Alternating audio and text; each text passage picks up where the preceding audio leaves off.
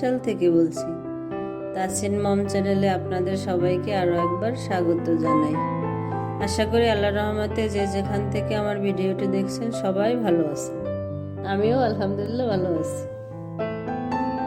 এখানে যে বেডশিটটা দেখছেন এটা একটা পুরানো বেডশিট ছিল, তাও দেখেন দুই পাশ যে অনেক কালার আছে, ভালো এখনো সুন্দর দেখায়। এই জন্য আমি মাঝখানটু সাদা হয়ে গেছে তাই ফেলে দিয়ে মেশিনে দুই পাশের সাথে একটা সিঙ্গেল বেডশিট ছিল সেটার সাথে মিলে পরে সেলাই করে দিছি, একদম নতুন হয়ে গেছে।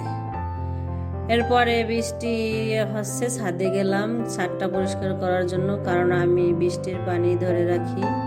বৃষ্টির পানি দিয়ে ভাত রান্না করলে অনেক সাদা দেখা যায়, দেখতে অনেক ভালো লাগে, খেতেও ভালো লাগে। আর আমি পোলাও করি বৃষ্টির পানি দিয়ে।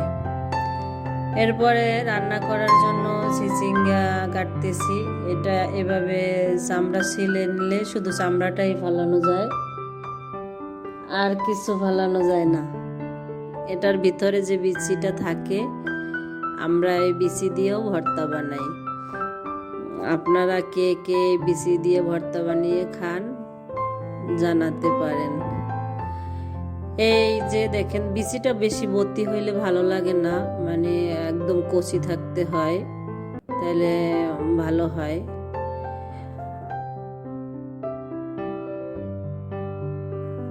এই পর্যন্ত যারা আমার ভিডিওটি দেখছেন, যদি কোনো অংশ ভালো লেগে থাকে প্লিজ আমার চ্যানেলটি সাবস্ক্রাইব করবেন, চ্যানেলে লাইক করে কমেন্টস করে আমাকে উৎসাহ দেবেন।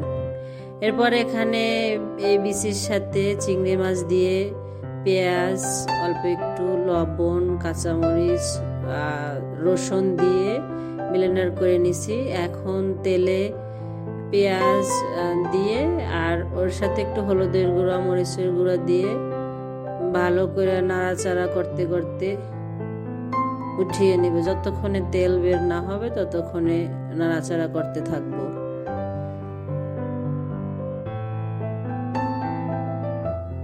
সত্যি কথা বলতে আমরা গৃহিণীরা যতটুকু সম্ভব সাশ্রয় করার চেষ্টা করি। এই জন্য দেখেন এইটুক সবজি তাও আমরা কোনো অংশ ফালাই দিইনি।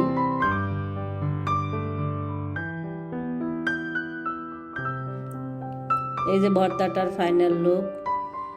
এরপরে আবার আমি পাশে অন্য চুলায় মাছ বসিয়ে দিয়েছি। মাছ রান্না করব আজকে। যা যা রান্না করতেছি তাই আপনাদের দেখাচ্ছি, সবগুলো তো আর রেসিপি আকারে দেখানো সম্ভব না, কারণ এটা আমার রেসিপি চ্যানেল না। তাই আমার ভিডিওতে বেশিরভাগই আপনারা দেখবেন ঘরের রান্না করা, ঘরের মেশিনে কাজ করি, হাতের কাজ করি।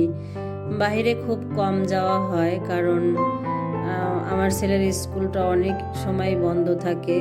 যখন স্কুল খোলা থাকে তখন বেশিরভাগ বাহিরে যাই, আর কোথাও বেড়াতে গেলে এর যদি যাওয়া হয় এই জন্য।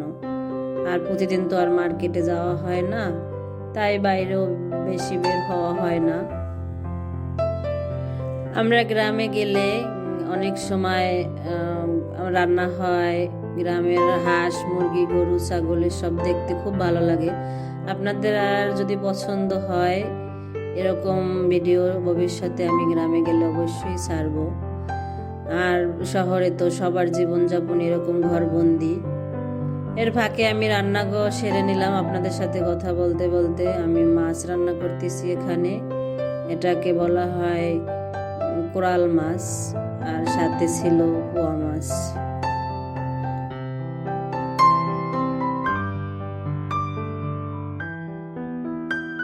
আমাদের বাসায় আমরা সবাই অনেক ঝাল পছন্দ করি, তাই আমাদের তরকারির কালার দেখেন একদম টকটকা লাল মনে হচ্ছে, কিন্তু আমাদের কাছে ঠিক মতোই হয়।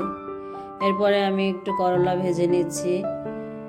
করলা ভাজিতে হলুদ না দিলে কালার ভালো দেখা যায় না, কিন্তু তাড়াতাড়ি সিদ্ধ হয়, তাই কালার দেখানোর জন্য একটু হালকা হলুদ দিয়ে নিলাম।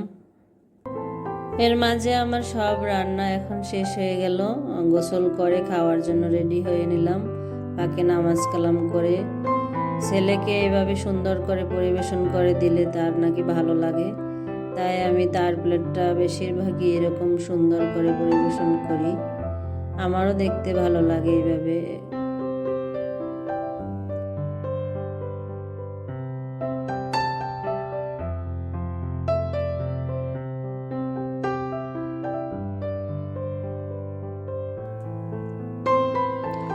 এরপর আমরা সবাই একসাথে খাওয়া দাওয়া করে ঘুমিয়ে গেলাম। একটু কাজ ছিল বিকালে করে, তারপরে আমরা বাজারে যাব, ডাক্তারের কাছে যাব।